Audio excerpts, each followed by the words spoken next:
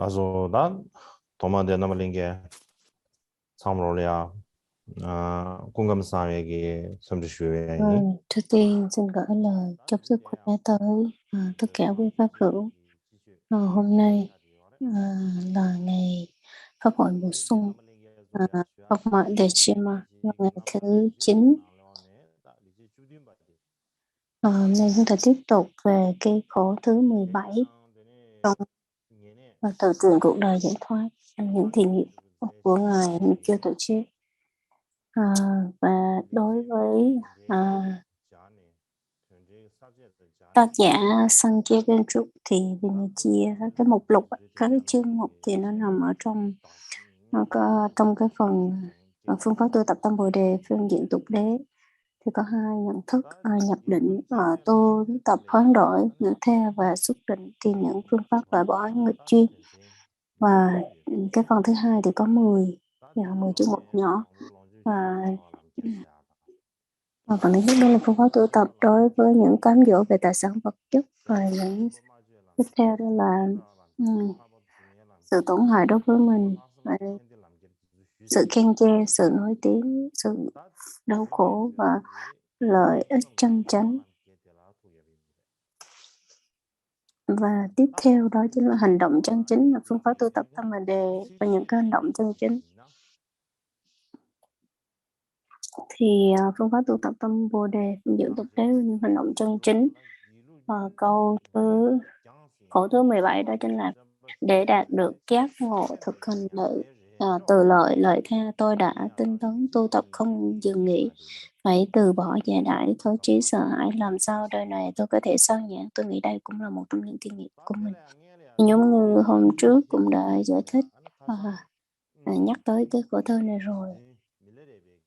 Và hôm trước tôi có nhắc tới cái câu chuyện của Ngài Milarepa trong cuộc đời giải thoát của Ngài Milarepa.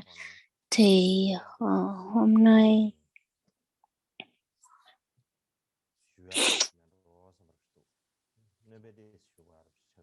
có một vài vấn đề muốn nhắc thêm về cái câu chuyện đó.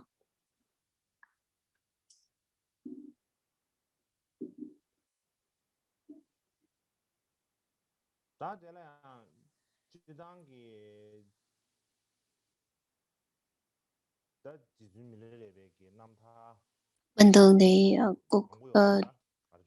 cuộc đời giải thoát của Ngài Milarepa thì cũng có rất là nhiều cái câu chuyện khác nhau. Nhưng mà nổi tiếng nhất vẫn là tác phẩm của Ngài Trubetgensi. Bình thường thì chúng ta hay nghe rất là nhiều câu chuyện khác nhau, nhưng mà cái câu chuyện tự truyện cuộc đời giải thoát của Ngài đó mà cũ nhất thì dường như không có một cái tác phẩm, không có một tên tác giả nào rõ ràng.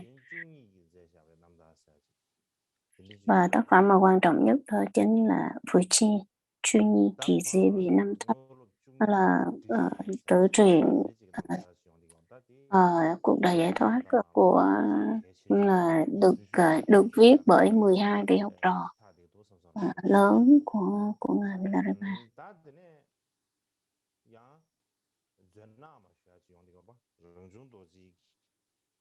Và Ngài Răng Chung Tổ Trị, đó là Ngài Kamaba đời thứ 3 rồi biên soạn lại những cái tác phẩm này.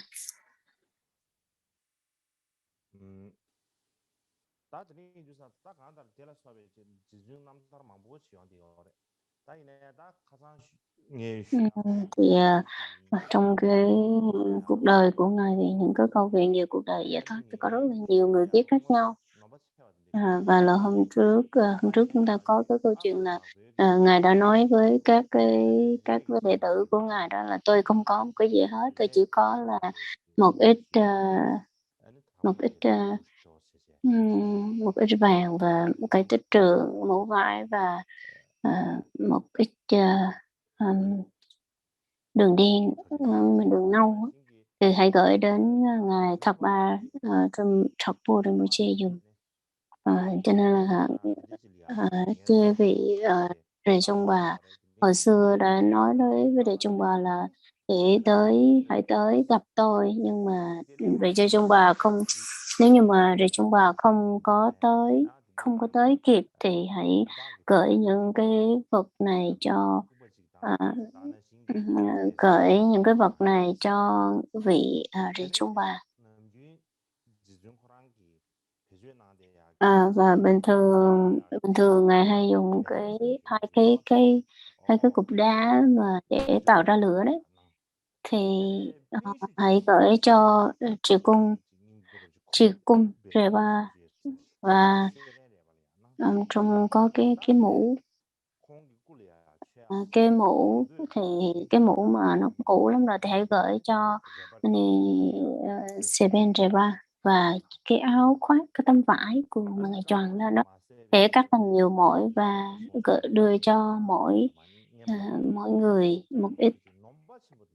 Và đó là những cái vật dụng này, tuy là nó không có giá trị trong giá trị lớn, nhưng mà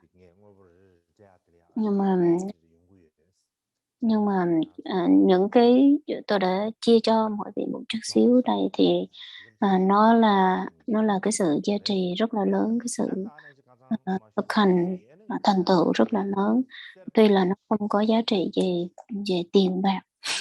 Và bây giờ tôi có thêm một chút vàng hồi nào đến giờ tôi đã để dành, và tôi cất ở phía sau cái hang động, cái thất của mình.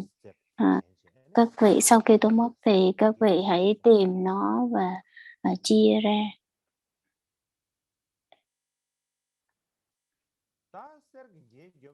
Và khi mà nói ra thì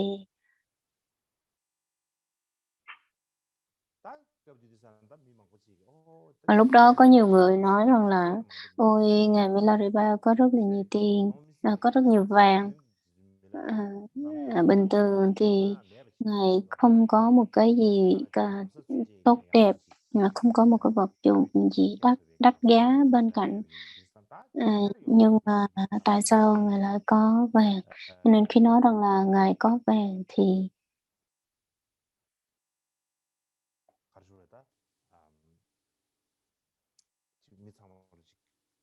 dường như tất cả mọi người đều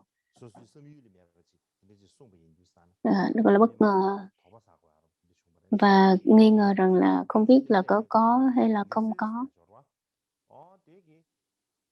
Và cho nên chính vì vậy mà các vị đệ tử, ngoài ra thì có những người đệ tử mà tin tưởng ngài thì nói rằng ôi ngài làm gì có tiền, ngài làm gì có tiền có vàng. Ai mà tin rằng ngài có tiền có vàng thì đó là một cái sự tội lỗi rất là lớn. Và sau khi mà ngài thị tịch thì các vị đệ tử mới nhóm họp lại và đi tìm cái chỗ mà cất vàng. Thì khi mà tới cái chỗ mà ngài nói thì có một cái bịch được bọc bởi vải, một cái gói được bọc bởi mảnh vải. Thì khi mà mọi người mở ra, thì không có vàng. Và không có vàng thì có cái gì? Thì có những cái cục đường trắng và cái cục đường và cái gậy, cái hòn sắt, hoặc là cái con dao, cái thìa mà bằng sắt, và cái viên đá để mà đánh lửa.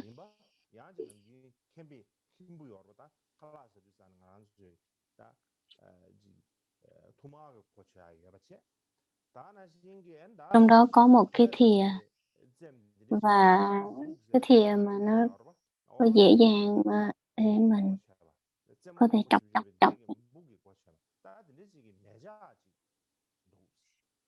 Mà cái thìa đó mình có thể chọc chọc chọc làm cái lỗ được á. Xong rồi và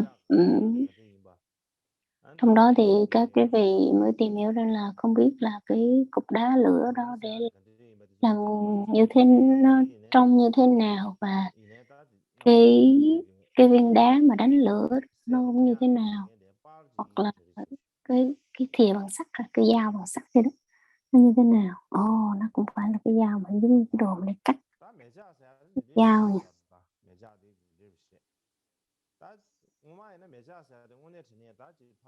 Và đây là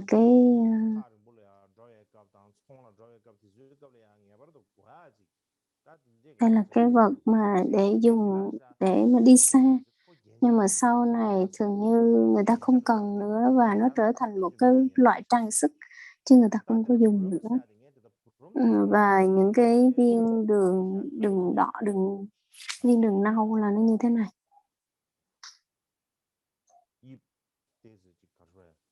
Cái hình dáng của nó hơi ngộ, nó giống như là nửa quả trứng gà vậy.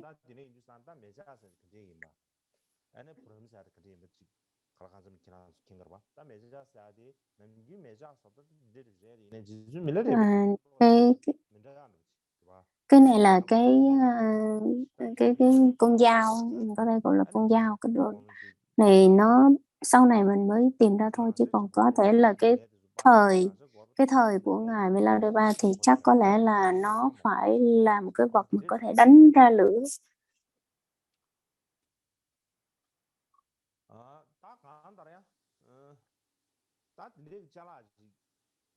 Và tóm lại thì đó là những cái vật dụng mà được tìm kiếm từ cái nơi mà ngài chỉ.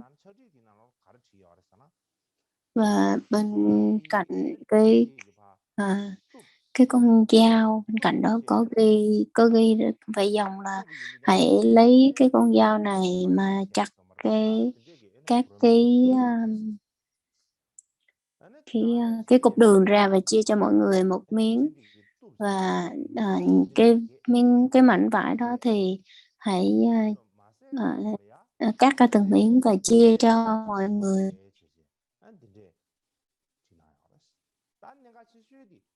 Và cái điều quan trọng nhất ở trong đó chính là những cái người mà tin rằng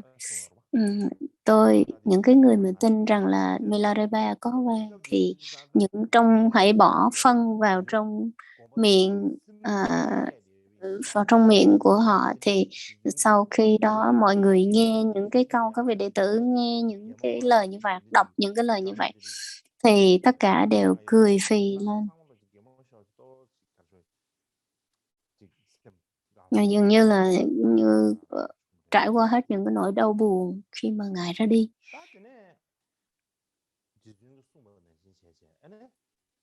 Sau đó thì như lời của ngài dạy thì tất cả các vị học trò của ngài tập trung lại và phân chia những cái gì như là ngài dạy. Trong khi mà phân chia những cái cục đường đó thì có những cái điều kỳ diệu xuất hiện. Và trong khi những cái cục đường như vậy thì khi mà lấy con dao mà cắt ra làm hai, thì thông thường đối với cái việc mà mình chặt một cái gì đó làm hai thì nó sẽ càng ngày càng nhỏ, càng chặt thì nó càng nhỏ ra. Nhưng mà hôm nay có một điều kỳ diệu, đó chính là khi mà mình lấy con dao chặt ra làm hai thì dường như nó xuất hiện hai miếng đường y chang nhau chứ không có phải nhỏ nữa. Nói chúng y chang như cái miếng ban đầu. Và lấy cái miếng thứ hai đó cứ chỉ cắt ra thêm một miếng nữa thì nó cũng y như cái miếng ban đầu, nó cũng biến hóa thành bự bự, nó cứ từ thành 2, thành 4, thành 6, thành 2, thành 8, thành 16, chứ nó không có nhỏ và lại, và nó cắt bao nhiêu thì cái hình dáng nó cũng giống như cái miếng ban đầu, chứ nó không có bị cắt ra, nó không có bị nhỏ lại chút nào hết.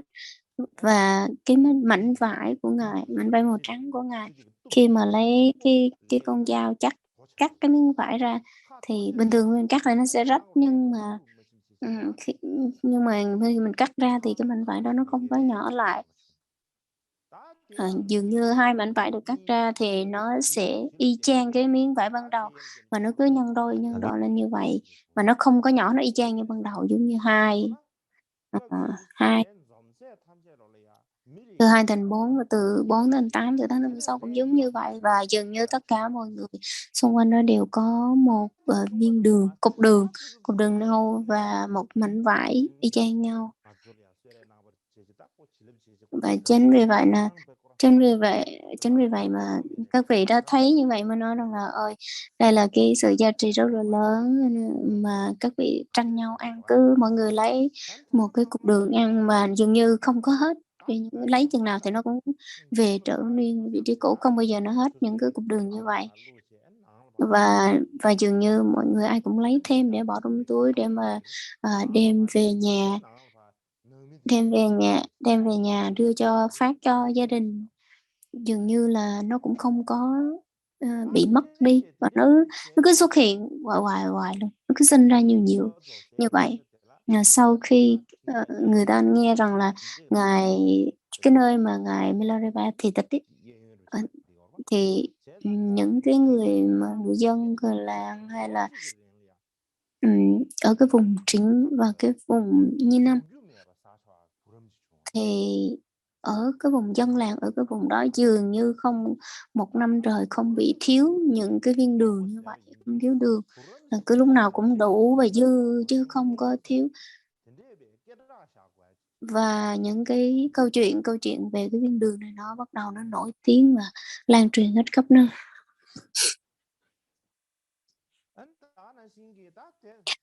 Cũng vậy, nó có những cái vấn đề liên quan tới cái chuyện này rất là nhiều. Như sau khi ngài Milarepa qua đời 1 năm hoặc là 2 năm, thì cái lúc mà cái nơi mà được thiêu hỏa táng ngài đó, thì lúc nào ở trên bầu trời nó cũng xuất hiện những cái âm điệu rất là, cái âm thanh rất là êm dịu hay. Bây giờ thì không có cái việc rằng là khi cái âm thanh đó, mà lúc nào nó cũng có những cái âm điệu phát ra những cái âm thanh rất là hay, êm tai. Và mưa hoa, mà tụi mình mưa, những cái mưa hoa trời rơi xuống, cho nên những cái em bé, anh trai bé gái cũng đi chạy đi bắt hoa, đi hái hoa, đi lượm hoa, đi nhặt hoa. Và các em bé đó cứ cứ giống như vờn với hoa, cái bắt hoài mà không có được, hoặc là đi lượm những cái hoa đó mà đi lượm không có được. Cho nên là vì vậy, đối với ngài Milarepa ở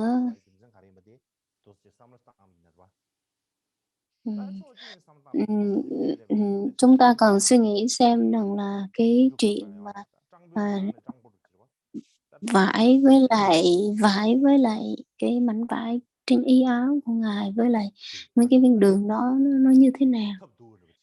Chứ còn đối với một người của ngài thì là người rất là nghèo, giống như là một người ăn xin vậy thôi,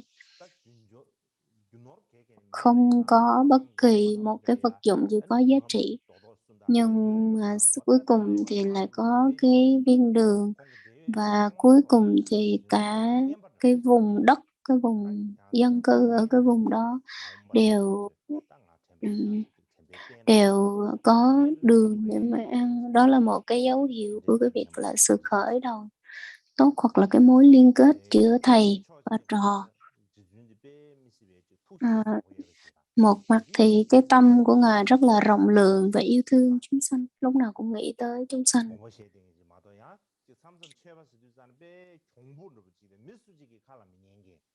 Và thỉnh thoảng thì không cũng có một số người học trò, mình thấy là những người học trò cực kỳ cứng đầu đó. Nhưng mà đối với ngài Milarepa thì hoàn toàn không phải như vậy.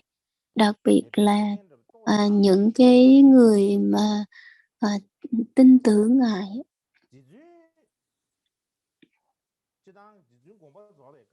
Bình thường khi mà ngài thầy tịch lúc ngài thì tịch ấy, thì trong những cái bản mà tự cuộc đời, tiểu sử cuộc đời của ngài cũ, những cái bản cũ đấy thì người ta kể rằng là ờ, lúc đó đừng, khi mà tôi mất thì hãy để riêng tôi ở đó 7 ngày và đừng có đụng vào thân thân người tôi, và khi mà sau 7 ngày thì tôi muốn nói với các vị một điều. Thì khi mà sau 7 ngày thì ờ, ừm, sau 7 ngày thì các vị đệ tử đã đợi cho tới 7 ngày, và vào ngày thứ năm, thì có một số người không có thể đợi được nữa, cứ nghĩ rằng là ôi không biết là cái thân này nó sẽ như thế nào, hoặc là chuyện gì sẽ xảy ra. Cho nên là phải đi coi xem cái thân của ngài nó như thế nào. Nhưng mà những cái vị học trò khác thì cản và nói rằng là ôi ngài đã nhắn chúng ta như vậy, phải 7 ngày không có được đụng, đừng có làm phiền ngài, đừng có động vào thân thể của ngài. Và các vị đệ tử khác ngăn cản không có cho tới, đừng có gọi ngài nè, đừng có động vào thân thể, đừng có làm phiền ngài. Và vào ngày thứ sáu, thì có một số vị thì không có thể đợi được nữa, và các vị nghĩ rằng là phải đi coi thôi chứ không thể nào mà đợi được nữa. Thì khi mà các vị này đi coi cái thân của ngài, thì cái thân của ngài nó nhỏ lại, nó trở thành rất là nhỏ, khoảng chừng này thôi, có lông bằng một cái chiều dài từ cái khuỷu tay ấy, của trỏ cho tới cái bàn tay thôi. Và các cái vị học trò thì thấy những cái điều kỳ diệu, thấy có một số người thấy đó là cái bình, một số người thì thấy đó là cái hình tướng của Quan Thế Âm. Nó rất là nhiều người thấy với những cái hiện tướng khác nhau. Cái việc mà các vị này thấy nhiều hay thấy ít thì nếu như mà này chúng ta nếu mà chúng ta cứ để như vậy mà không làm gì hết thì có nghĩa là cái thân này nó cũng sẽ mất luôn. Chúng ta sẽ không nhận được một xíu xá lợi nào hết, cho nên là không nên để như vậy.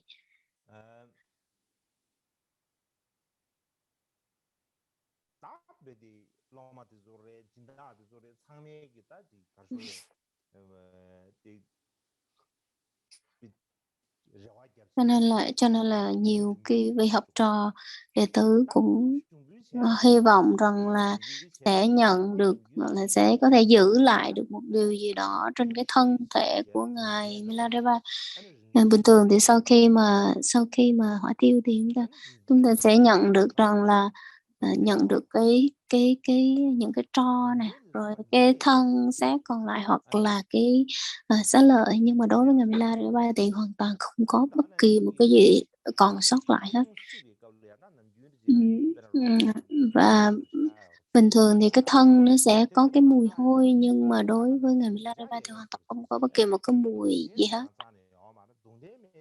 dường như là không có bất kỳ lưu lại ngoài đối với cái thân của ngài, cho nên không có tro tàn, cũng không có xá lợi, tóm lại là không có một cái gì hết. Cho nên nó dường như nó không có một cái gì còn sót lại đối với các vị đệ tử. Cho nên rằng là cái thông điệp mà ngài gửi lại cho các cái đệ tử, cho các vị đệ tử cũng có một cái thông điệp sau cái thời gian đó. Chính vì vậy mà trước đó ngài đã chia cho mỗi vị một cục đường, nên có thể đây là cái tôn chỉ mà ngài đưa ra để thay cho cái xá lợi hay là cái thân của ngài, và không có bất kỳ mà những cái cục đường hay là những cái vật dụng ngài cho đó thì cũng đã thể hiện cái sự rằng là sau khi mà mình chết đi thì cũng không còn cái gì còn sót lại, không còn bất kỳ một cái vàng vàng bạc gì.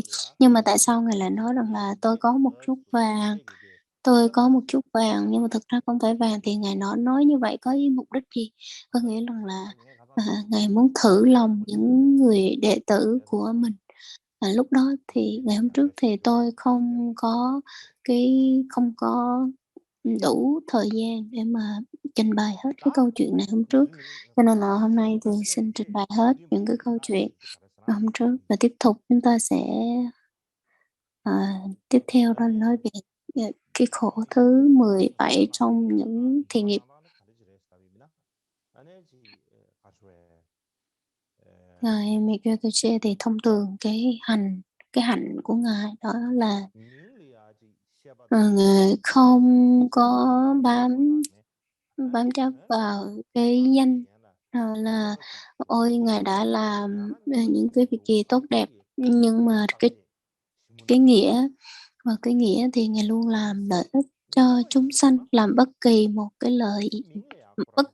lời dạy nào hay cái gì cũng đều làm lợi ích cho chúng sanh. Cho nên là nhìn cái bên ngoài là những cái hành động hoặc là những cái lời dạy đều nghiêng về giáo pháp và làm lợi ích cho chúng sanh.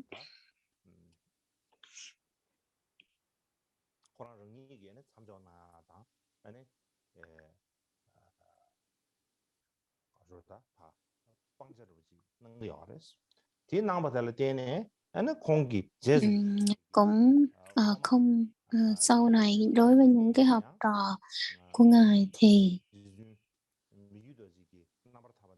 Ngài thể hiện cái tướng làm cho luôn luôn cho các vị đệ tử phải nương theo, và những cái hành động của các vị đệ tử dù tốt hoặc là dù xấu gì cũng là những cái hành động của Ngài cũng là một trong những cái tác nhân để cho các vị đệ tử có thể tu tập và làm những cái thiện nghiệp.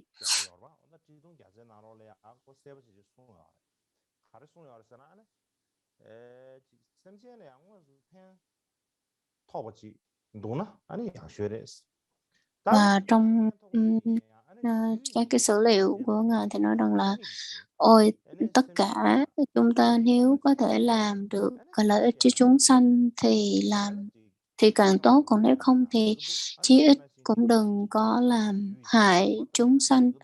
Hoặc là khi mà không làm hại chúng sanh thì mình có thể xây tháp, dựng chùa, trồng trọt, làm lợi ích cho chúng sanh, tùy theo nếu cái cơ hội và cái xung quanh của mình để mà có thể làm. Và đó là tất cả những cái đức tính như vậy thì là cái nhân để mình đạt được Bồ đề. Và khi mà gieo những cái hành động như vậy,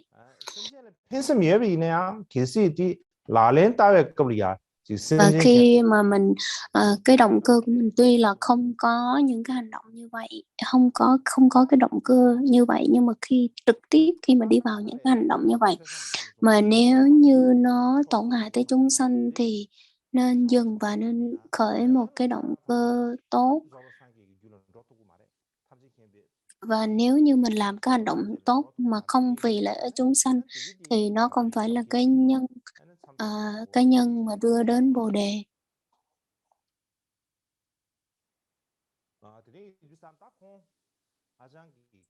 Chính vì vậy mà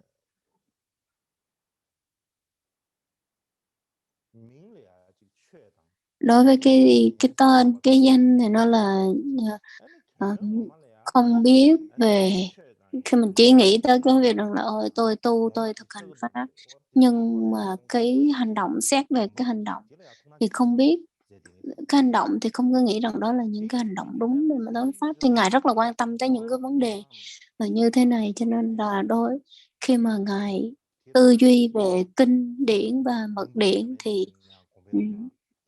thì lúc nào cũng được gọi là tiến triển trên cái bước đường mà tu tập của mình, và lúc nào Ngài cũng chăm chỉ thiền định.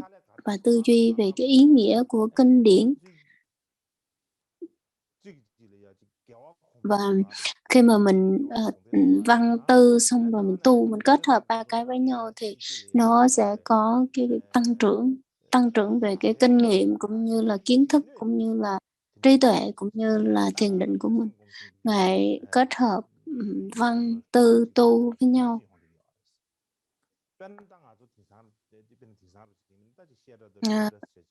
Thường như bây giờ thì chúng ta có những cái ngôi trường dạy về giáo lý hoặc là những cái nơi chuyên cái trường thiền hoặc là để chuyên cái nơi để cho mà chúng ta tu tập về thiền định hoặc là hành pháp, thì một mặt đó chính là cái việc mình thành lập những cái ngôi trường như vậy thì nó có cái cơ sở cho những người học, và là nương cái cơ sở đó thì chúng ta có thể tu tập và nó lợi ích cho những người tu tập. Mình có thể biểu hiện những cái hành động, những cái gì mình học được qua cái việc tu tập.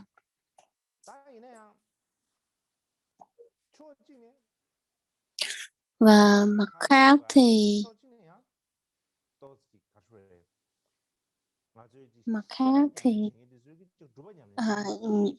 những hay xảy ra cái việc rằng là những người học thì nhiều thì không thể tu, và những người tu thì không thể học. Một người đối với một người thì không thể nào mà dường như là có thể thực hành hai cái chung một lần. Cho nên chính vì vậy mà người ta phải phân ra hai cái trường đó khác nhau, nên là một cái nơi tu và một cái nơi chuyên tu và một cái nơi chuyên học.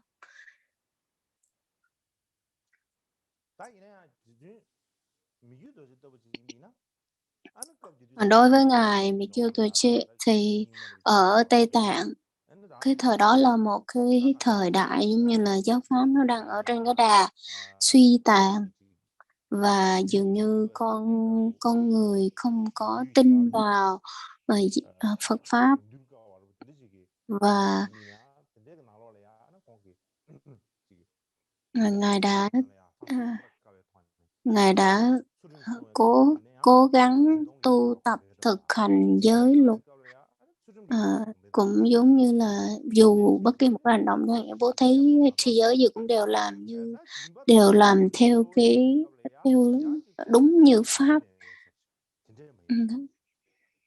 Cũng có, bởi vì rằng ngài cố gắng kết hợp những cái hành này với nhau, bởi vì rằng là cái thời đại đó con người, ví dụ chúng ta hay nghĩ tới nếu mà mình bố thí thì mình không thể trì giới, mình có thể trì giới nhưng mà không thể bố thí, kiểu nó như vậy.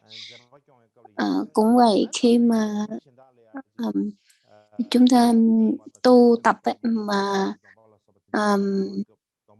trị giới định tuệ thì cũng rất là khó để mà kết hợp với nhau, hoặc là có thể truyền quán đảnh, hoặc có thể truyền những cái khẩu truyền, hay là tụng kinh, hay là làm những cái lễ cúng cho cái dân chúng. Nói tóm lại thì dù bất kỳ một cái đức tính hoặc đức hạnh nào mà ngài hành thì đều không bao giờ hứa hẹn rằng ôi thôi ngày mai hãy làm, hôm nay hãy nghỉ ngơi. Lúc nào cũng tỏ ra cái việc rằng là luôn luôn tinh tấn, làm được thì làm gấp làm liền, chứ không có hứa hẹn, và cũng không bao giờ thể hiện ra cái việc là không thể làm được cái này, cũng không thể làm được cái kia, hoặc là cái tâm thối chí hoàn toàn không có. Mặc dù cái công việc nào khó khăn thì cũng khởi cái tâm niềm tin và cái lòng tự tin nên để mà đi làm. Bình thường thì khi mà hóa độ thì chắc chắn sẽ có những cái nghịch duyên xảy đến, và những cái khó khăn đó ngài đều rất là kiên nhẫn và chấp nhận để mà đối xử, đối diện với những cái khó khăn như thế này. Và ngài luôn làm tất cả mọi cái hành động, dù dù là hành động như thế nào, để mà cũng đều mang lại lợi ích cho chúng sanh. cái lúc mà Ngài hồi hướng tất cả công đức cho chúng sanh thì cũng luôn hồi hướng những cái gì Ngài chứng ngộ được, hoặc là hồi hướng sự tuyệt vời của tánh không, đối với tuyệt diệu của tánh không đối với chúng sanh, cho chúng sanh.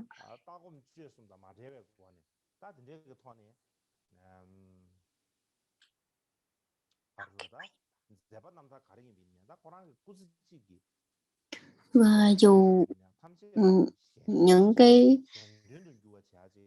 bất kỳ một cái hành động nào dù đúng hay là nhìn chúng sanh nhìn hiểu sai thì cũng đều thể hiện lên cái việc rằng là vì lợi ích cho chúng sanh mà làm. Cũng vậy, đối với người khác thì đây là cái hành động tốt, đây là cái hành động có hại cho chúng sanh. Khi mà những cái hành động lợi ích, hành động nào lợi ích cho chúng sanh, hành động nào tổn hại tới chúng sanh đều giới thiệu và luôn nói với người khác để mà hướng dẫn, để mà dẫn đường cho họ. Và Ngài cố gắng làm cho người khác không bị lạc đường. Và trong đó thì Ngài làm cái gì?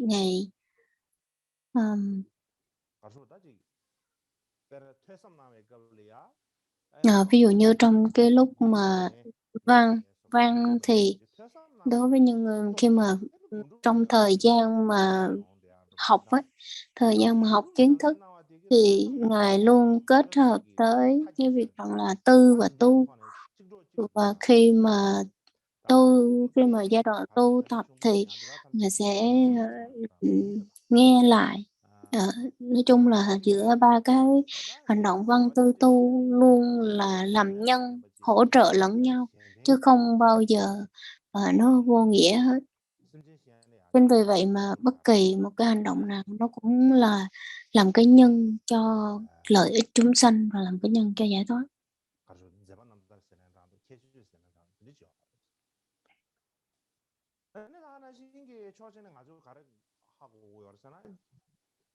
Một mặt chúng ta nên biết đó chính là bình thường thì cái công việc của Ngài rất là nhiều, rất là bận rộn, chẳng hạn như là thuyết pháp và sáng tác và viết luận và nói chuyện tiếp khách và những vị khách quý, rồi có thời gian phải ăn, có thời gian phải nghỉ ngơi và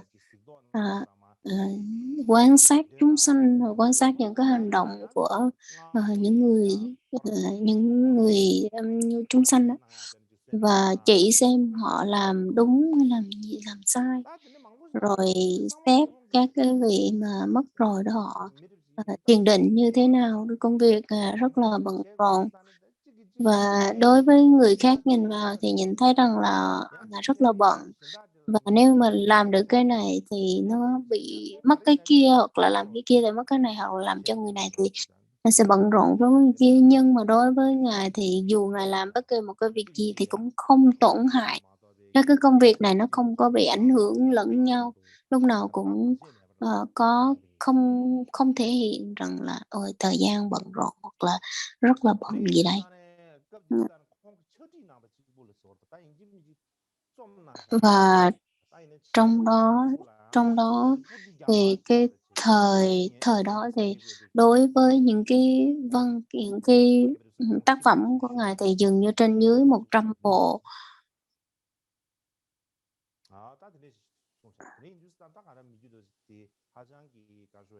Và Ngài Mikitochi rất là tinh tấn thực hành và tu tập, luôn hành động bất kỳ những cái công việc gì cũng mang cái việc làm lợi ích cho chúng sanh và đúng với pháp.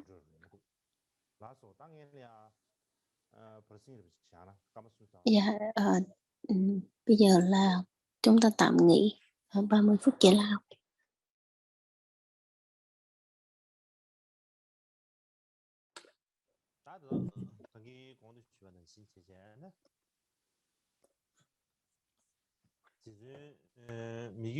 Tiếp theo chúng ta cũng đã nhắc trước đó thì cái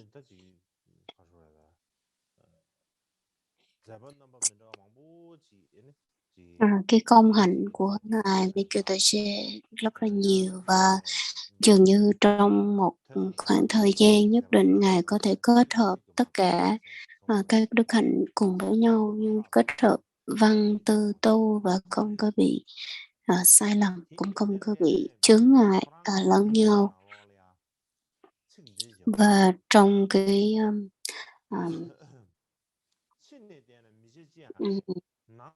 chứng đạo ca của ngài, chứng đạo ca của ngài có biết rằng là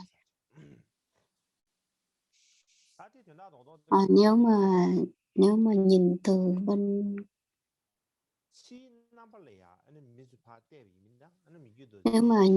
ngoài, các vị nhìn bên ngoài thì ngài không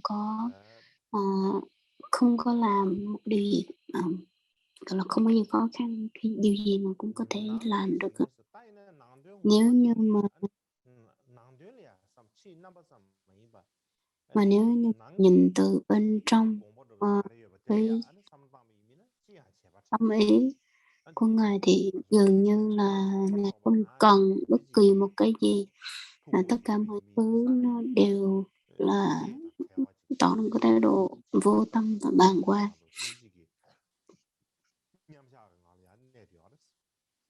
Và dường như lúc nào ngài cũng trụ chánh định.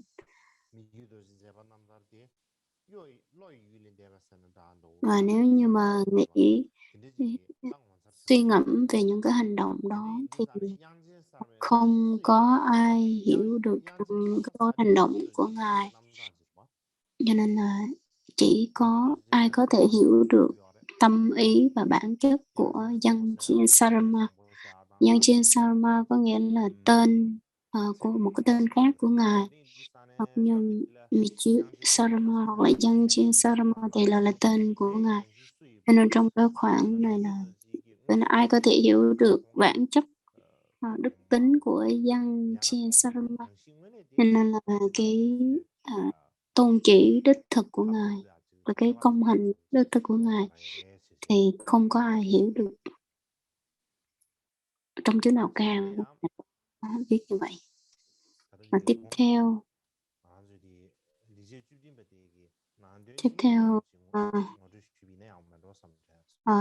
chúng ta đi sâu vào cái nội dung chính của khổ thơ thứ 17.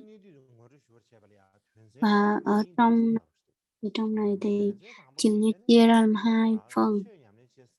Cái thứ nhất đó chính là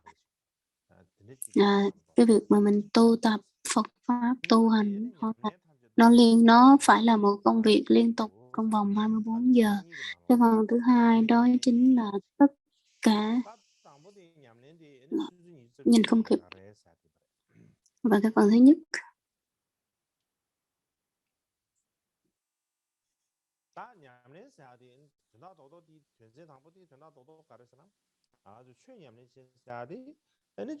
và dường như nếu như mà mình làm việc thì mình tu tập thì bắt buộc phải trong vòng 24 giờ, lúc nào mình cũng thể hiện trong cái tính chánh niệm và tỉnh giác, chứ không phải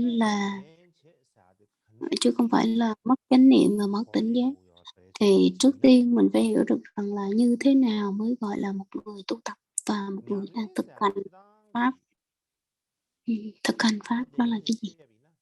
Nhưng mà nói tu tập mà nói một cách dễ hiểu nhất có nghĩa là mình sửa đổi và thay đổi tâm mình, làm sao cho tâm mình nó phát triển, trưởng dưỡng được.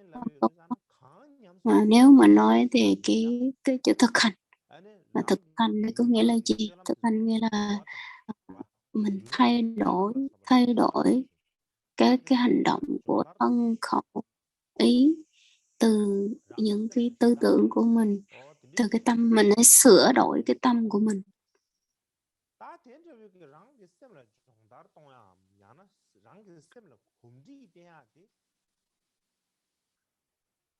Và khi mà cái tâm của mình sửa cái tâm mình đó, tu cái tâm mình đâu phải là trong một thời gian một lần là sửa được đâu, mà phải lúc nào cũng luôn luôn thực hành, luôn luôn thay đổi, tập tập thay đổi thì một một thời gian nào đó mình mới có thể thay đổi được. Chứ còn nếu như mà một ngày thì không có thể làm được, nên là mình phải tu đi tu lại, tu liên tục. Đó là cái là như thế nào, là cái quan trọng như thế nào, nghĩa là mình sửa cái tâm của mình. Khi mà sửa cái tâm của mình ấy, sửa cái tâm của mình á, thì phải liên tục. Ví dụ một ngày, một năm thì có 365 ngày, và một ngày thì có 24 giờ, một ngày đêm thì có 24 giờ. Và cái tâm của mình á, lúc nào nó cũng, cái tâm của mình không lúc nào được nghỉ, mà lúc nào cái tâm nó cũng vận hành hết, chứ tâm nó không có nghỉ, không nghỉ ngơi chút nào. Và cái tâm của mình nó cứ hoạt động hoài, hoạt động hoài, cho nên lúc nào một cái tâm, cho nên rằng là khi mà nói tới cái việc cái tâm của mình nó cần phải sửa, thì trong vòng nó không có một chút nào nghỉ ngơi hết, cái tâm nó không có chút nghỉ ngơi. Cho nên nếu nói rằng là 365 ngày thì rằng là 365 ngày cái tâm dường như nó không có nghỉ ngơi chút nào, phải nên tâm còn phải thực hành liên tục. Nên trong vòng 24 ngày, 24 giờ mỗi ngày đêm thì chúng ta cũng cần phải là sửa đổi cái tâm mình, nó liên tục luôn, bởi vì cái tâm nó không có một thời gian để nghỉ ngơi.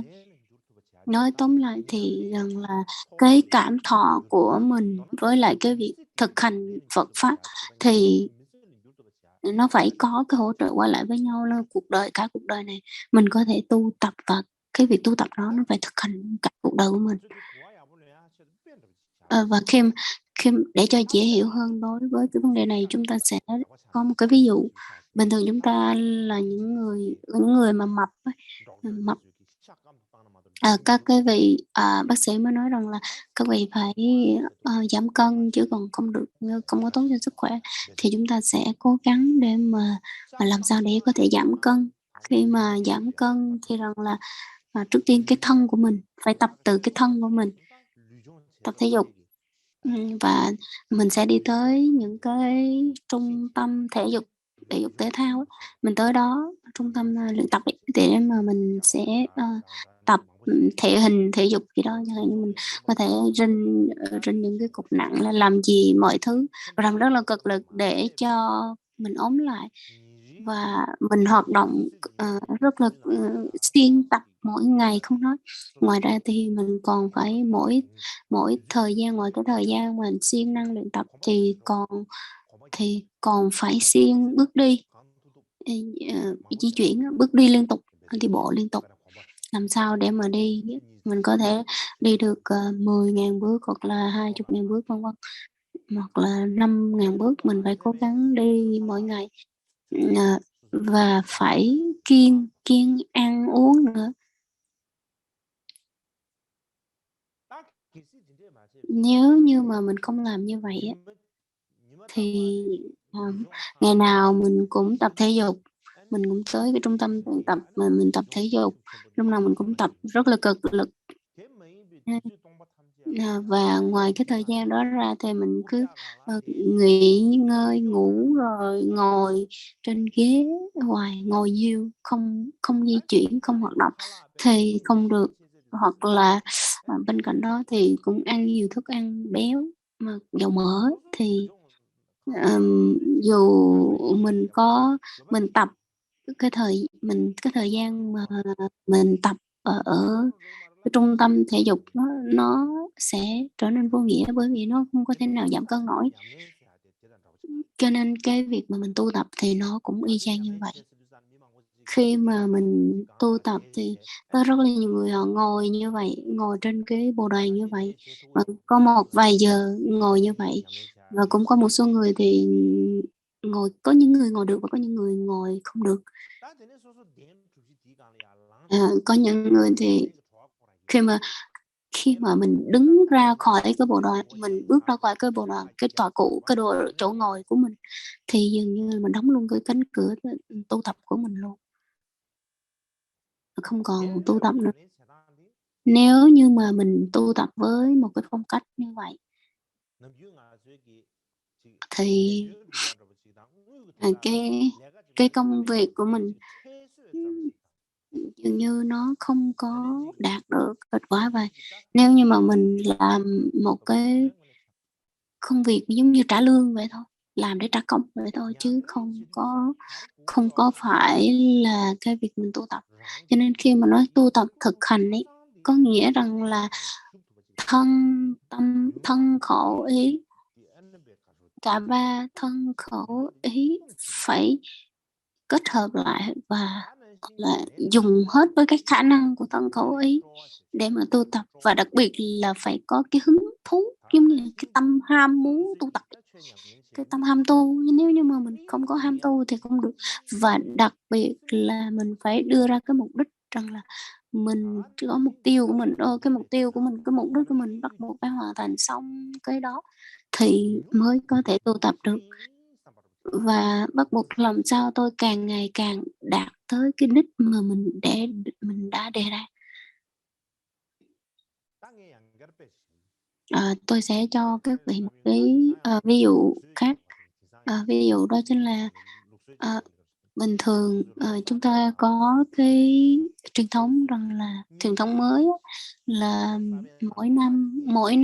mỗi dịp vào đầu năm mới ấy, thì chúng ta đều đưa ra những cái mục đích, mỗi mục đích khác nhau. Nên nghĩa là vào năm này, năm mới, năm ngoái, năm mới tôi sẽ làm những công việc này, công việc kia, và đưa ra những cái đưa ra những cái dự án hoặc là cái mục đích mới như vậy. Nên là ở năm này tôi sẽ thực hành cho xong.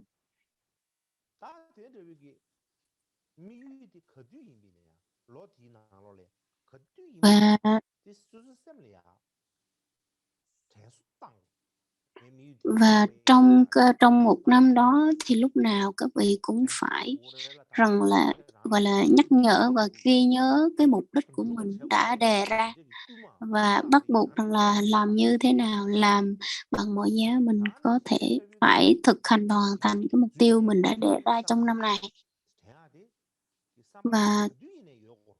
Và chính vì vậy cho nên là lúc nào mình cũng phải nhớ tới cái tâm huyết đó, nhớ tới cái sự mục đích của mình đề ra, mục tiêu mình đề ra. Chẳng hạn như khi mà mình uống rượu, uống trà, hoặc là trò chuyện với bạn bè, hoặc là gặp gặp gỡ sếp, hoặc là mình đi siêu thị, cũng phải nghĩ tới cái mục tiêu của mình. Và đưa tiền khi mà trong thanh toán, khi mà mình thanh toán ở trong siêu thị á, thì nếu như mà nếu như mà nếu như mà cái vị mà thu ngân mà họ lỡ họ tính thiếu một cái gì, hoặc họ tính dư một cái gì, mình cũng phải nhắc nhở họ. Cái kiểu mình tu cũng giống như vậy, nên lúc nào cũng phải luôn luôn ghi nhớ cái mục đích cũng mục tiêu mà mình đã đề ra. Thì cái việc tu tập của mình cũng y chang như vậy. Mình làm trong một năm mình muốn làm công việc gì, cũng đề ra cái mục tiêu và cái mục đích và nhắc nhở mình. Thì đối với tu tập cũng vậy, y nhang như phải đưa ra cái mục đích mới của mình cũng nghĩ y chang như vậy. Khi mà tu tập, cái cảm giác, cái thái độ cũng như cái cảm giác mà mình tu tập nó cũng y chang như vậy, phải cần như vậy. Đấy, cho nên như là nói rằng là cái công việc của mình thì nó chỉ có một cái thôi. Ví dụ như là nói tôi không nói dối, thì đối với những cái người mà tu hành, người mà thực hành Phật pháp, cần phải thực hiện rất là nhiều cái hành động khác, chứ không phải là cái chuyện đó là tôi chỉ không nói dối, nó như vậy là đủ đâu, không, nó chưa đủ đâu. Cho nên chính vì vậy mà chúng ta cần phải kết hợp văn tư tu không rời nhau, luôn kết hợp vận hành chung với nhau, chứ không thể nào mà tách biệt ba cái văn tư tu ra riêng. Nếu mà tách biệt ra thì dường như chúng ta không thể nào tu được. Và cái quan trọng nhất đó chính là khi mà mình tu tập thì đối với mỗi hành giả, phải có một cái tư duy suy nghĩ đặc biệt, một cái cảm nhận đặc biệt, một cái sở thích đặc biệt, cái sự yêu thích về cái việc thực hành tu tập rất rất là nhiều. Nếu như mà mình không có bất kỳ một cái cảm thọ yêu thích nào về cái việc tu tập thì dường như mình chả có tu tập được gì. Cho nên là mình làm sao để mình có được cái tư duy, có nghĩa rằng là mình cần phải nhìn nhận rằng là mỗi người chúng ta cần phải phát triển, cần phải tiến triển hơn, cần phải làm phát triển hơn, trưởng dưỡng cái đức tính tốt hơn. Cho nên mình cần phải làm nhiều việc thiện hơn, có nghĩa rằng là mình cải thiện cái tâm của mình hơn. Thì như vậy thì lúc nào cũng phải nhớ được rằng là tôi sẽ cố gắng và tinh tấn, tôi sẽ cố gắng càng nhiều càng tốt, càng làm được càng tốt. Tôi sẽ phải làm như phải có cái tư tưởng như vậy. Có nghĩa là không phải là cái việc rằng là trong tâm mình, chứ không mình có thể tiến triển tốt, mình phải cố gắng liên tục. Đó không phải là như vậy đâu. Mình làm sao để mình có thể phát triển hơn? Có nghĩa rằng là cái tâm của mình làm sao mỗi ngày nó phải gần với Pháp. Cũng vậy, cái sự tinh tấn lúc nào cũng phải liên tục, chứ không phải là từ bỏ. Trong này chúng ta có cái từ giống như là cái chữ mà dòng nước. Cái dòng nước nó cứ chảy liên tục. Nếu như mà cái dòng nước khúc giữa nó đâu phải là nó bị gọi là bị gián đoạn ở cái đoạn giữa đâu.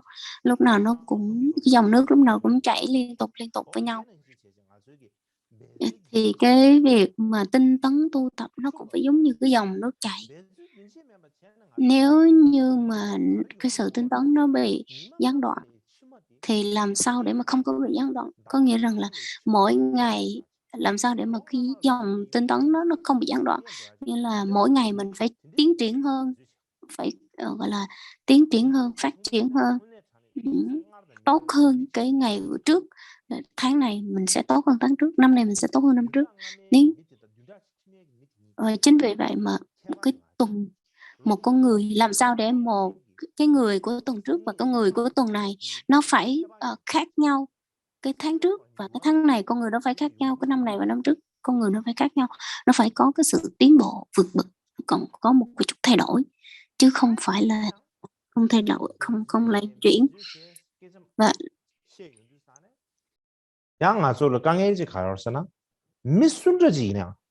và lúc nào mình cũng nói là cố gắng tinh tấn thì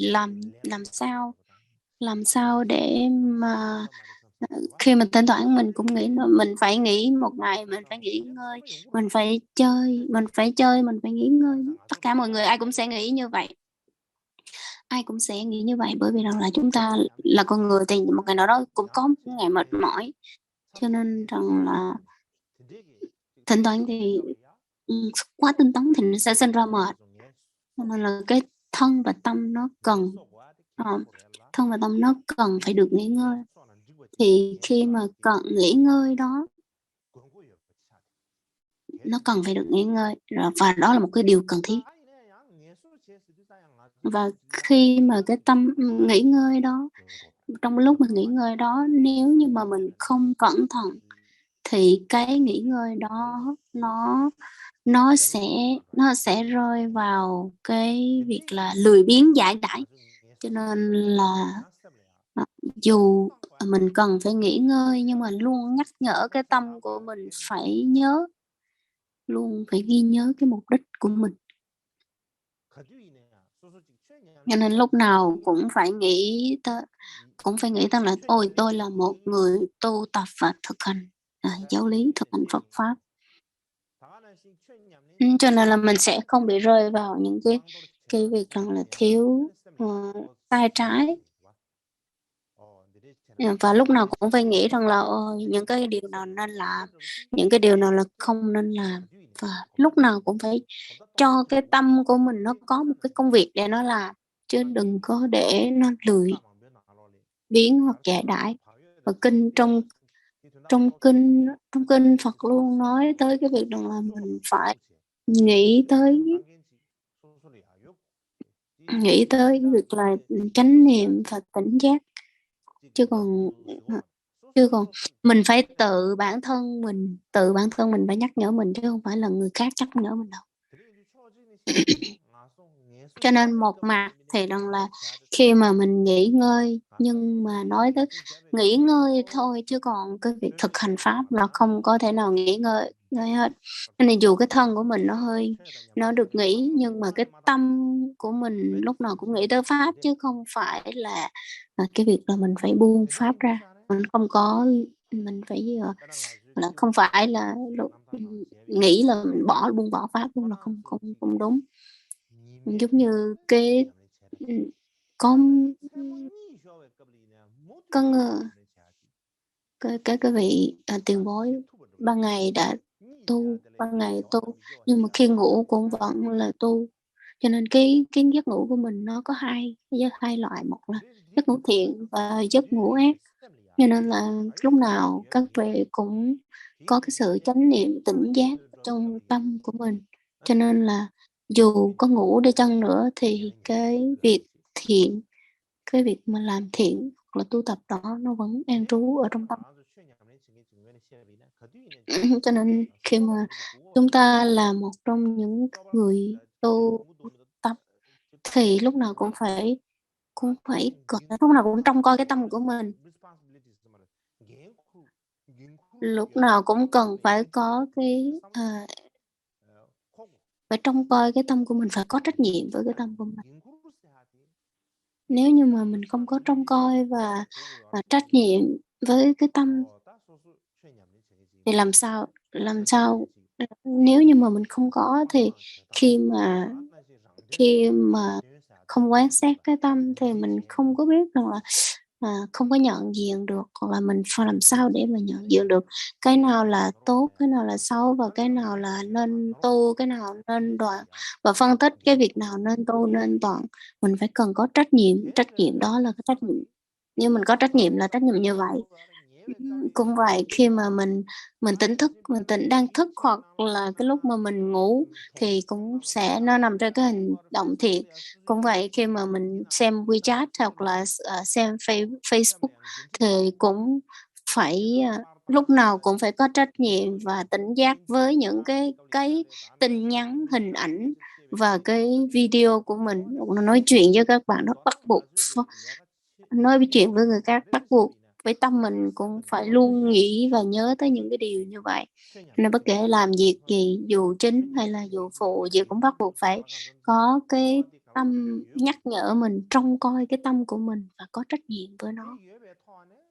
Nếu như khi mà mình có trách nhiệm và có trông coi cái tâm của mình thì lúc nào mình cũng sẽ thực hành với mình, lúc nào mọi cái hành động của mình cũng sẽ liên quan tới pháp và nương tựa đi với pháp và có thể giúp đỡ được cho chúng sanh. Đó là một cái việc hòa hợp trong Phật giáo, và cái nó tốt đẹp trong làm lợi ích cho cái việc mình có thể truyền bá giáo lý của Phật. Tiếp theo đó chính là phần thứ hai, đó chính là làm sao mình có thể kết hợp tất cả những cái cách thực hành khác nhau. Thực hành thì có nhiều cái, chẳng hạn như văn, tư, tu, vân vân, có rất nhiều cái cách phương pháp tu khác nhau, và làm sao mình có thể kết hợp chung lại, và mình có thể kết hợp chung và thực hành chung với nhau. Cái điều đó rất là quan trọng. Và nếu như mà lúc nào mình cũng nghe không, mình cứ nghe pháp từ vị thầy, mình cứ nhận quán đảnh rồi nhận khẩu truyền, lúc nào cũng như vậy hết, thì từ từ mình sẽ chán, sinh ra cái tâm chán, bởi vì mình không thấy trong cái ý nghĩa trong đó. Hoặc là mình sẽ khởi lên cái tâm rằng là không quan trọng.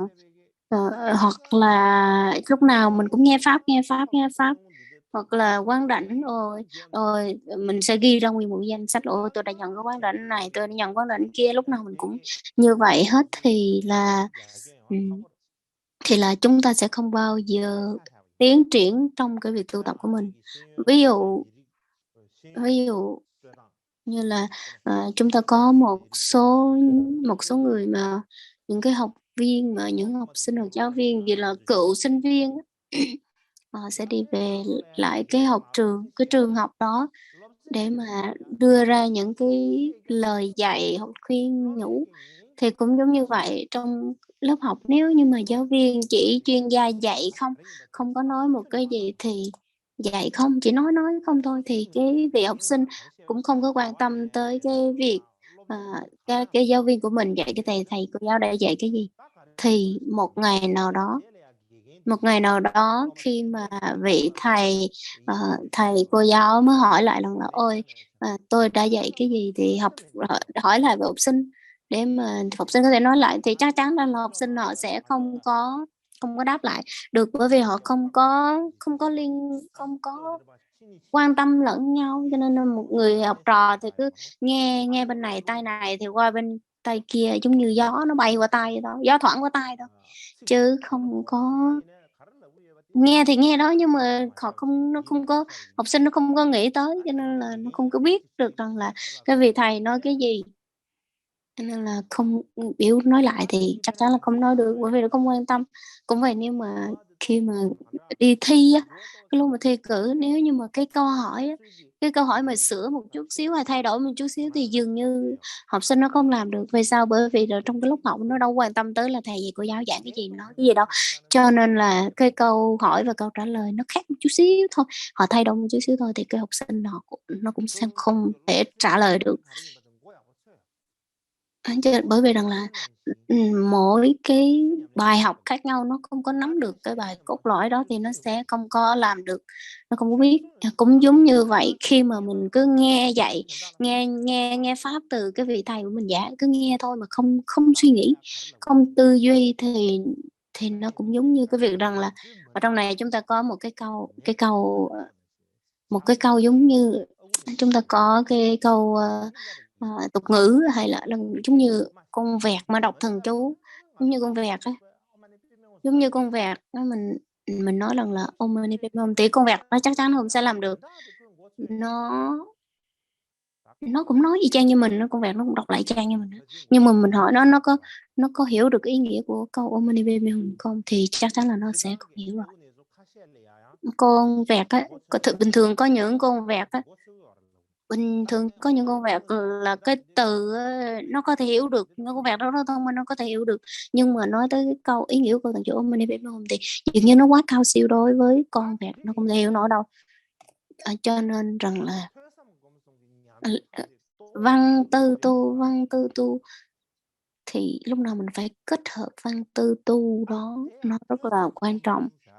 Cũng vậy, khi mà văn tư tu và cái trí tuệ sinh ra từ văn tư tu, nó có hai cái, một là văn tư tu, thực hành văn tư tu, và cái thứ hai đó chính là cái trí tuệ nó sinh ra từ cái việc thực hành văn tư tu. Thì ở đây tôi sẽ giải thích sơ sơ về các cái cách như thế này. Trước tiên đó chính là văn tư tu. Thì văn lo như này là có nghe, văn có nghĩa là nghe đó, nghe cái việc, ví dụ như vị thầy vị Lama truyền giáo truyền cho mình, giảng pháp cho mình nghe. Khi mà vị thầy nói ra thì mình, đối với người đệ tử, sẽ nghe được cái âm thanh mà vị thầy nói ra. Khi mình nghe đó thì mình vẫn có thể nói rằng là vị trò đang nghe là văn. Thì nếu mình chỉ nghe thôi thì đối với người học trò có phát sinh ra trí tuệ của văn hay không? Trí tuệ của cái việc nghe hay không? Thì chắc chắn là không. Trí tuệ của cái việc nghe mà phát sinh trí tuệ thì bắt buộc người học trò phải tư duy xem rằng là cái ý nghĩa trong cái lời nói nó như thế nào, mà họ phải có thể hiểu hết cái ý nghĩa của lời nói. Nếu như mà không hiểu nghĩa hết thì cô có thể hiểu đại ý thôi. Nếu mà hiểu được cái đại ý của cái lời dạy từ vị thầy thì lúc đó cái trí tuệ từ cái việc lắng nghe nó mới có thể phát sinh. Nhưng nếu mà mình chỉ nghe thôi mà không tư duy, không gì hết, không hiểu, thì chắc chắn là làm sao mà có thể phát sinh được trí tuệ được. Đó là cái việc văn, nghe đó. Tư và tu là tư duy, tu là tu hành, tu là thực hành. Thì văn tư đó thì sau khi mà mình nghe lời của vị thầy giảng, nghe xong rồi để đó là không được. Nếu như mà mình hiểu thôi á thì nó cũng không được, nghe thôi để đó không được, mình rất là nguy hiểm. Bởi vì sao mình phải nói rằng ôi tôi đã nghe rất là nhiều từ những cái lời dạy của thầy, tôi nghe rất là nhiều, tôi đã nghe rất là nhiều rồi, tôi đã biết rất là nhiều rồi. Chính từ cái chỗ này nó sẽ khởi sinh lên cái tâm ngã mạn, và từ khi cái tâm ngã mạn nó sinh lên thì không được. Cho nên là sau khi mình nghe được cái ý đại cương hoặc là mình hiểu được một chút xíu gì rồi thì mình còn phải kiểm chứng lại, với coi lại xem là vị thầy đó nói có đúng hay sai, rồi phải hỏi lại vị thầy xem là có được hay không, rồi từ trong tâm của mình mới thỉnh ý, và xem là từ trong tâm mình phải kiểm chứng rằng là đó có phải là những cái lý luận đúng và cái nói đúng, hoặc là cái lý luận đúng hay không, nó có hợp với lý luận hay không. Thì đó là tư duy. Vì sau khi cái cách mà mình tư duy, mình kiểm chứng như vậy thì mình xét lại đây là những cái lời vị thầy nói, chúng ta đã kiểm chứng từ kinh điển Phật dạy và đi theo lý luận thấy là đúng. Từ đúng đó nó khởi lên sinh một cái trí tuệ, thì lúc đó mới gọi là trí tuệ được sinh ra từ tư duy. Và đó là cái việc rằng là mình làm sao mình có cái tâm xác quyết, cái tâm là kiên định rõ ràng như vậy. Khi mà người khác nói không, nếu như họ chỉ nói thôi đó thì mình sẽ không gì mình tin đâu, mình còn phải tu tập. Nếu mà mình phải dùng không phải là nương vào cái trí tuệ của người khác hoặc là cái ý thức của người khác họ nói thì mình tin liền đâu, mình cần phải thực hành với bản thân mình. Mình thấy là người khác nói như vậy không biết có đúng hay không, mình cần phải áp dụng vào chính bản thân mình, như thế này là đúng, như thế này là sai, làm sao để mà hợp với logic hay không, hoặc là hợp với cái lý luận đúng hay không, mình làm sao để mà có thể hiểu được. Nếu như mình thực hành như vậy, người mình như vậy đấy thì là sự thực hành đúng đắn, sự chiêm nghiệm đúng đắn.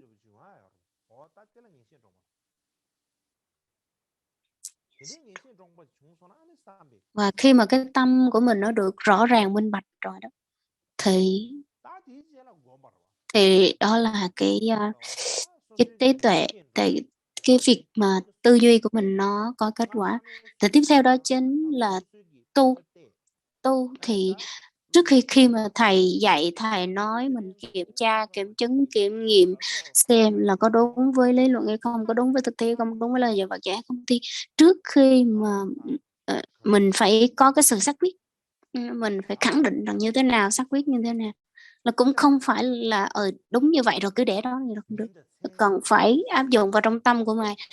Trong tâm của mình ngày đêm phải quan sát, quán chiếu, làm sao nó có thể kết hợp với nhau, nó có thể hòa hợp với nhau, hòa đồng với nhau.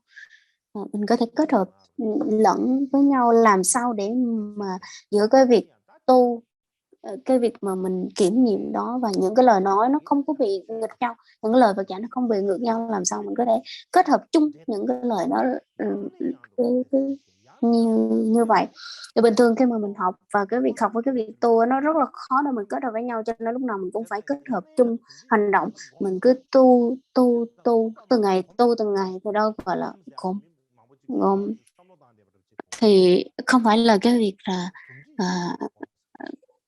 cái việc mình phải thực hành làm sao để nó có một cái thói quen để mình tu tập. Thì cái thói quen mình tu tập ấy nó có làm hai, chia làm hai. Một đó chính là khi mình phân tích rồi mình mới tu.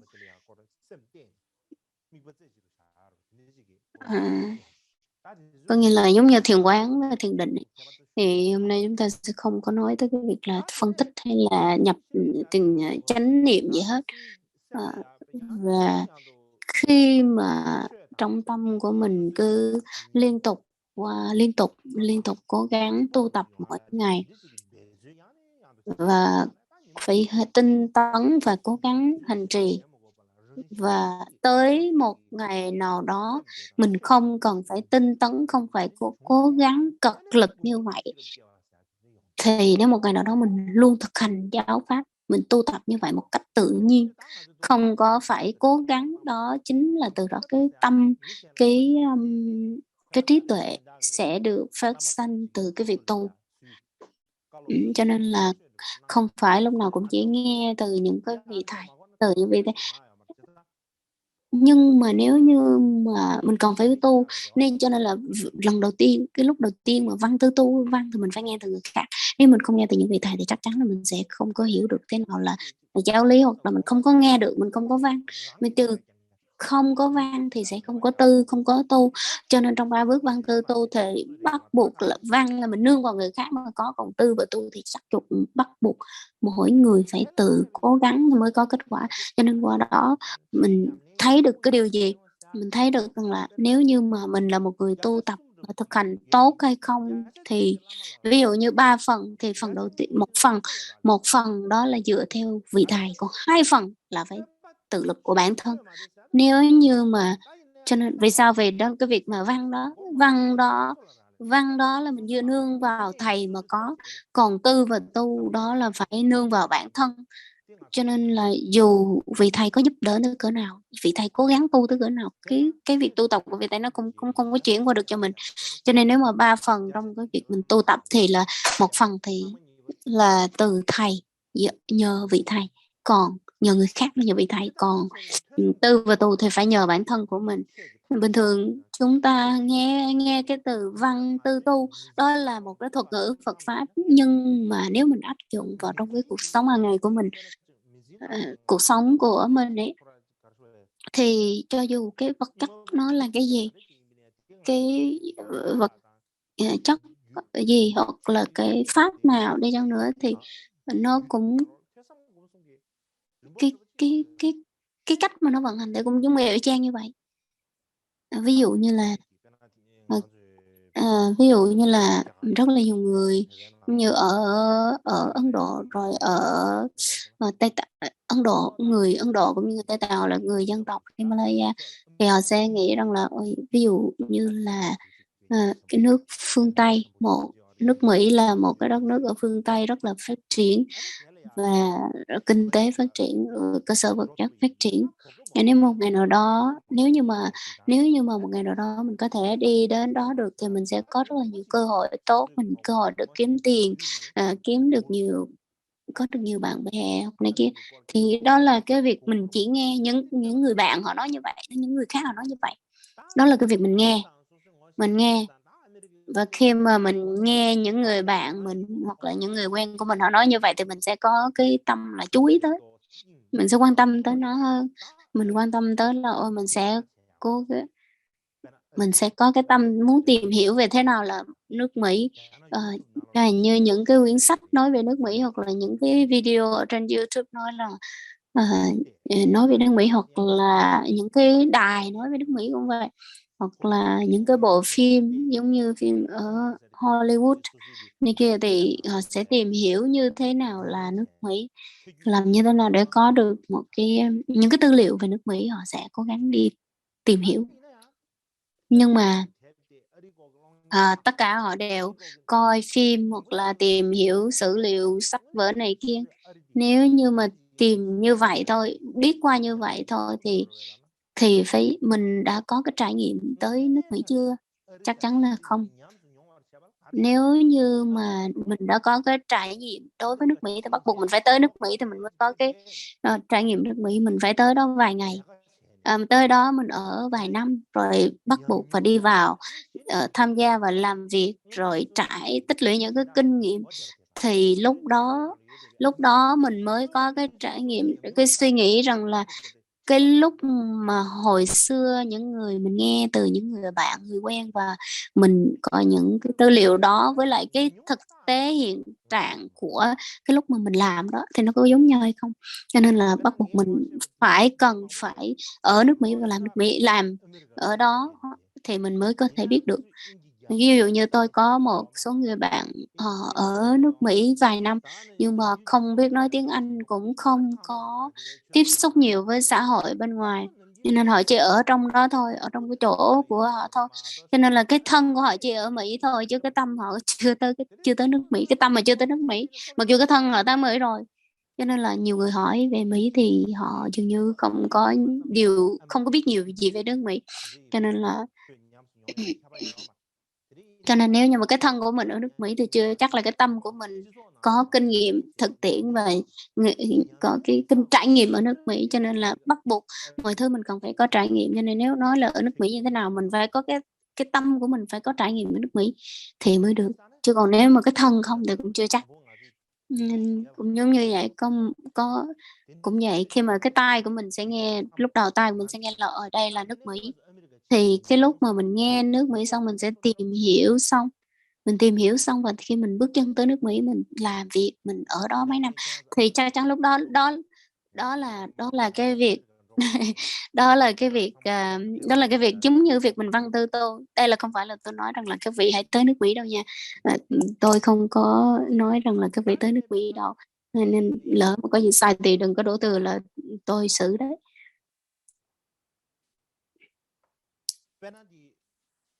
Ví dụ khi mà có một người không bao giờ ở những người nước ngoài chưa bao giờ ăn đậu hũ tofu, chưa bao giờ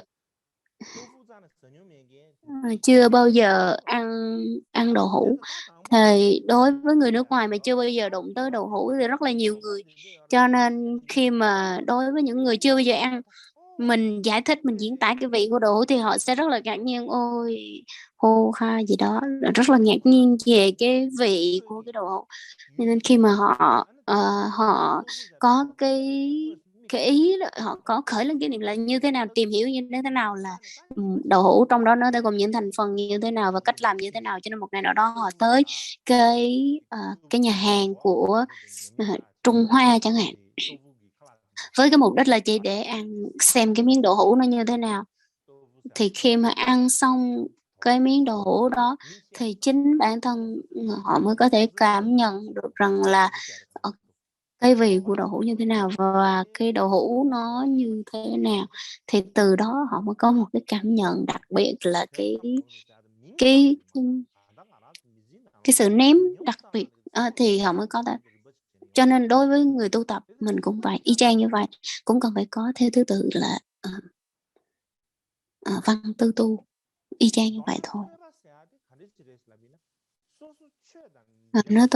Nói tóm lại khi mà cái văn á, cái nghe đó, nếu như mà là trực mình chỉ nghe từ người khác thôi, nghe có nghĩa là mình chỉ nghe những cái việc kỳ pháp thôi, còn tư duy có nghĩa là mình cần phải tư duy về pháp, như thế nào là pháp, cái này nó nằm ở trong cái bộ não mình thôi chứ không nằm trong tâm mình đâu nha. Cho nên là cần phải có sự kiểm chứng tư duy suy nghĩ, và cái tu gọi là thực hành đúng nghĩa.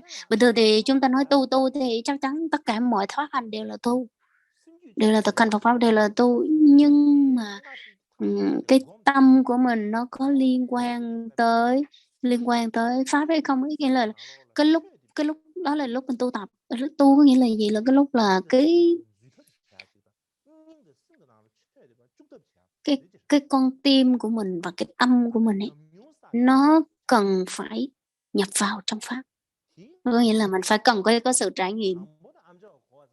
Chính vì vậy mà lần đầu trước tiên thứ nhất đó chính là mình phải nghe thứ hai mình phải động cái não của mình, tư duy cái não của mình, và làm thứ ba đó là mình lấy những cái đó mình đưa vào trong tâm của mình và đưa vào trong tim trung tâm của mình. Trong tim trung tâm của mình làm sao để đưa vào được, có nghĩa là mình tu mình mới có thể đưa vào nó được thôi, cho nên mà mình không tu thì chắc chắn là mình sẽ không đưa cái pháp vào trong tâm của mình. Cho nên là nếu mà mình chỉ ngồi không như vậy, mình thở, mình cảm thấy ngồi thở hít sâu thế này kia, cứ ngồi một cái phong thái rất là thoải mái cho thì nó không phải cái chữ tu ở đây, nó không có cái nghĩa như vậy đâu. Có nghĩa rằng là cái tu có nghĩa là mình cần phải tư duy và thực hành về Phật pháp. Cho nên là khi mình nghe không thì không được, nghe pháp không thì không được đâu, cần phải có cái tư duy như thế nào, cái nghĩa của nó như là gì. Cho nên là nếu mà mình không tu thì dù có nghe bao nhiêu đời đi chăng nữa mà không tư duy thì dường như không có lợi ích gì đâu. Cho nên là phải tư duy, suy nghĩ. Mình cần phải suy nghĩ, tư duy và phải có cái sự trải nghiệm, đó là việc tu tập. Cho nên là à, nghe pháp, tư duy và thực hành. Dường như nếu mình xét về thì mình sẽ thấy được rằng là ba cái này mình sẽ kết hợp nó lại nó mới thực hành được. Chứ còn nếu như mà mình mất cái này hoặc là không thiếu cái kia thì dường như sẽ không được. Nếu như mà cái này có cái này mà không có cái kia thì dường như nó không có mang lợi ích gì cho mình đâu. Cho nên rằng là phải kết hợp văn tư tu với nhau thì mới có thể cái tâm của mình nó mới có thể là có cái sự tiến triển được, có sự cải thiện được, và mình sẽ phát triển khá hơn những cái ngày trước. Chứ còn nếu mình chỉ nghe văn tư thôi thì dường như không có đạt được kết quả tu. Nếu như mà mình tu thôi, còn mình không tư duy thì rằng là người ta sẽ không biết rằng là vậy nên đang tu cái gì, trong cái đó không văn không tư thì làm sao lấy gì để mà tu. Cho nên rằng là nếu như mà văn tư tu và kết hợp với nhau, cần phải có kết hợp với 6 ba la mật. Nếu như mà mình không kết hợp với lục ba la mật, vì sao mình phải kết hợp với lục ba la mật? Bởi vì rằng là cái mục đích của mình có nghĩa rằng là mình phải đạt được giải thoát giác ngộ. Làm sao để đạt được giải thoát giác ngộ? Đạt được giải thoát giác ngộ có nghĩa là gì? Có nghĩa rằng là mình làm lợi tha một cách không cần nỗ lực và không cần cái sự nỗ lực. Bởi vì mà làm lợi tha một cách không cần nỗ lực có nghĩa là vô công dụng hạnh ấy. Khi mà tới đó thì chỉ có Phật lên tới cái địa vị của Phật mới có thể làm được như vậy thôi. Chứ còn lúc nào ngoài cái địa vị Phật ra thì chúng nào cũng cần phải nỗ lực để mà mới có thể làm lợi ích cho chúng sanh một cách rốt ráo.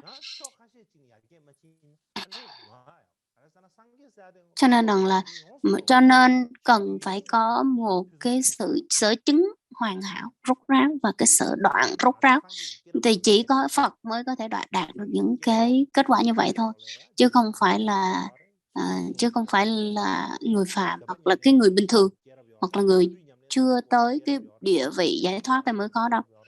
Nên là cái câu chuyện về tiền thân Đức Phật ấy. Những cái câu chuyện tiền thân Đức Phật thì nó thể hiện ra đủ phương diện chẳng hạn như là lòng từ bi hoặc là giới luật hội nhẫn nại tinh tấn thiền định, nhưng là bố thí trì giới nhẫn nhục tinh tấn thiền định, nó đều thể hiện qua tất cả những cái phạm trù riêng của tiền thân Đức Phật. Trong có một cái đời là Đức Phật đã sinh vào trong có một đời đó thì sinh ra trong một gia đình vương giả, và sinh ra trong gia đình vương giả rồi mới bắt đầu tu tập về tu học, gọi là sống khổ hạnh.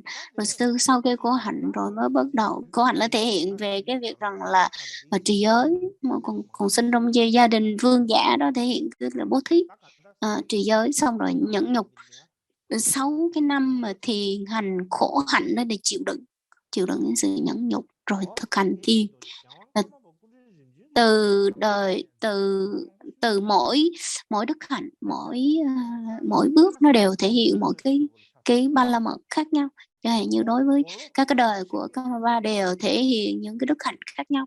Chẳng hạn như với ngài Mikitochi thì ngài sống không có thọ lắm đâu, và đối với chúng ta bây giờ thì các vị có thể sống lâu hơn.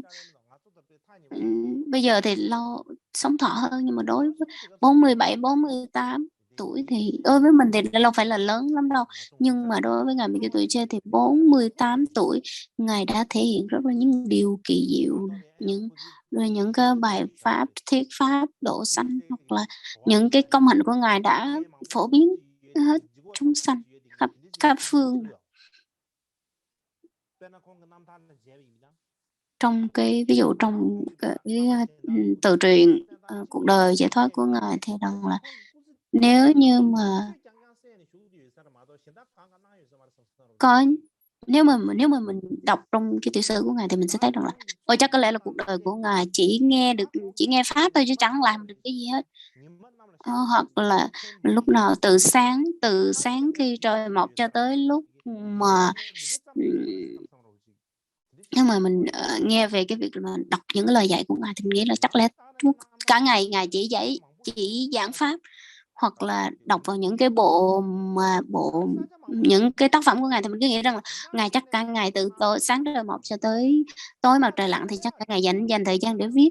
Hoặc là khi mà đọc tới những cái quyển sách nói về cái địa điểm hoặc là du lịch chỗ vùng nào mà ngài tới thì mình sẽ nghĩ rằng là chắc có lẽ là ngài sẽ đi cả ngày đi du lịch cả ngày luôn.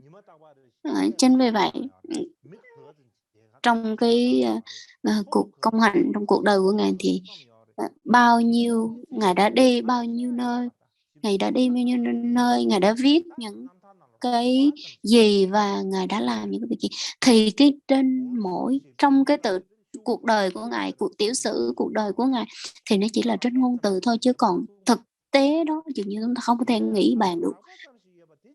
Và đối với đó là những cái phương diện rất là thô thiển đó nha, mà mình còn thấy rằng là không thể nghĩ bàn nữa, rất là ngạc nhiên nữa, rất là tuyệt vời như vậy.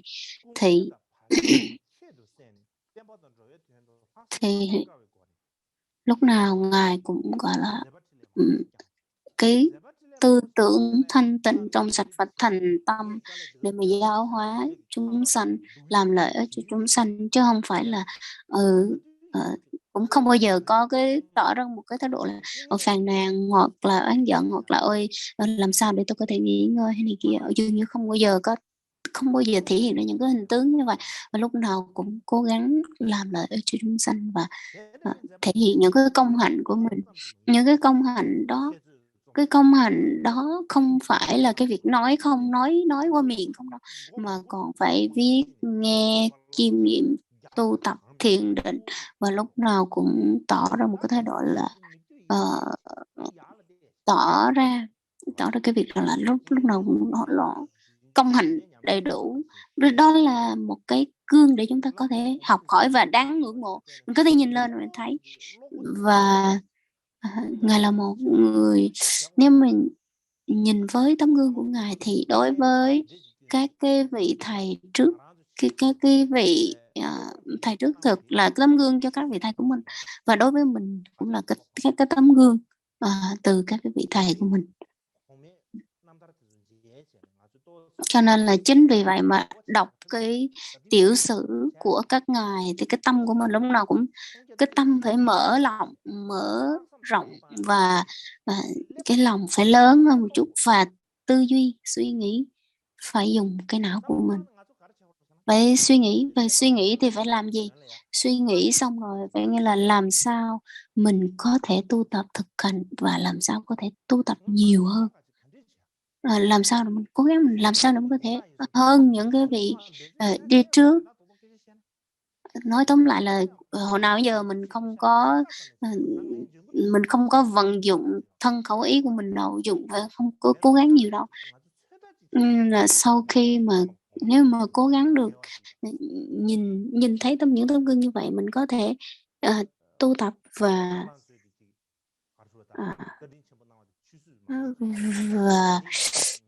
học hành tốt, làm sao để mà thể hiện được mình nhớ ơn các vị thầy của mình, làm sao mình có thể phấn đấu để mà cố gắng đạt được những cái điều như vậy. Và chúng ta kết thúc tại đây. Xin hồi hướng.